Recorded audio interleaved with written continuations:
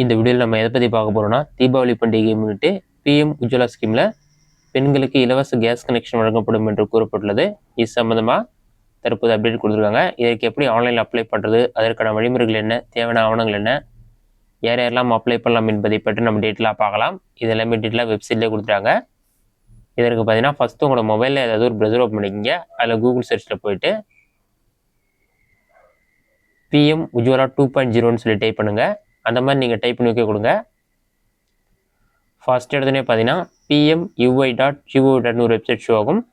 pmui new Ujjwala 2.0 connection சொல்லி mention பண்ணிருப்பாங்க. அந்த வெப்சைட் செலக்ட் பண்ணுங்கள். வெப்சைட் ஓப்பன் ஆன பிறகு உங்களுக்கு இந்த மாதிரி தான் ஷோ ஆகும். பிரதான் மந்திரி உஜ்வலா யோஜனான்னு சொல்லி கொடுத்துருப்பாங்க. அது கீழே பார்த்தீங்கன்னா எலிஜிபிலிட்டி கிரைட்டீரியான்னு சொல்லி கொடுத்துருப்பாங்க. இதில் பார்த்தீங்கன்னா அப்ளிகன் வந்து ஒரு உமனாக தான் இருக்கணும், அவங்களுக்கு 18 வயது ஆகிருக்கணும்னு சொல்லி மென்ஷன் பண்ணிருக்காங்க. இது மட்டும் இல்லாமல் இதற்கு முன்னாடி அவங்களுடைய நேமில் எந்த ஒரு எல்பிஜி கனெக்ஷனும் இருக்கக்கூடாது, அப்போ தான் அவங்க எலிஜிபிள். அடுத்ததாக தேர்ட் பாயிண்ட் பார்த்தீங்கன்னா உமன் பார்த்தீங்கன்னா புவர் ஹவுஸ் ஹோல்ட் பேஸ் பண்ணவங்களா இருக்கணும். அந்த மாதிரி டீட்டெயில்ஸ்லாம் கொடுத்துருக்காங்க. என்னென்ன டாக்குமெண்ட் தேவைப்படும் பார்த்தீங்கன்னா கேஒய்சி அப்ளிகேஷன் ஃபார்ம் தேவைப்படும். ஐடென்டி ப்ரூஃப்க்கு வந்து உங்களோட ஆதார் கார்டுடைய காப்பி தேவைப்படும்னு சொல்லியிருக்காங்க. அட்ரஸ் ப்ரூஃப் வந்து ஆதாரில் வந்து கரெக்டான அட்ரஸ், அந்த அட்ரஸ் தான் நீங்கள் இருக்கீங்கன்னா ஆதார் கார்டை யூஸ் பண்ணிக்கலாம்.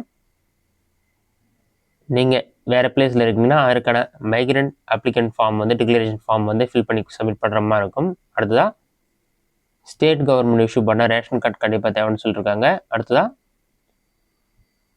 Aadhaar copy of applicant and adult family member appearing in document சொல்லி மென்ஷன் பண்ணியிருக்காங்க.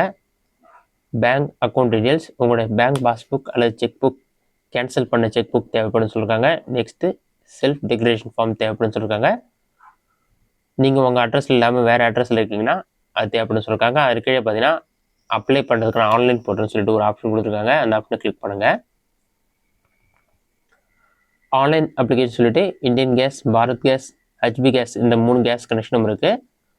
உங்களுக்கு இந்தியன் கேஸ் வேணுன்னா கிளிக் டு அப்ளை ஆப்ஷனை கிளிக் பண்ணுங்கள். பாரத் கேஸ்னா கிளிக் டு அப்ளை ஆப்ஷனை கிளிக் பண்ணுங்கள். அதேமாதிரி ஹெச்பி கேஸ்னாலும் கிளிக் டு அப்ளை ஆப்ஷனை வந்து கிளிக் பண்ணுங்கள். அது நீங்கள் கிளிக் பண்ணிங்கன்னா ஒரு அப்ளிகேஷன் ஃபார்ம் ஓப்பன் ஆகிடும். அதுக்கு முன்னாடியே ஃபஸ்ட்டு உங்களோட மொபைல் நம்பர் என்டர் பண்ணி ஓடிபி வெரிஃபை பண்ணுற மாதிரி இருக்கும். இதில் போயிட்டு உங்களோட மொபைல் நம்பர் அல்லது இமெயில் ஐடி என்டர் பண்ணி கண்டினியூ ஆப்ஷன் வந்து கிளிக் பண்ணுங்கள்.